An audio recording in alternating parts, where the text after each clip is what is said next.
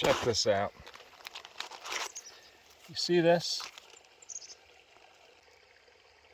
It's filled with seeds, but these seeds float, so it can disperse the plant elsewhere. It's a water plant.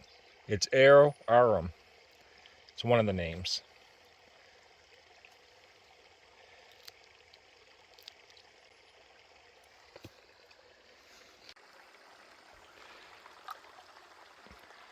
And there they go, floating downstream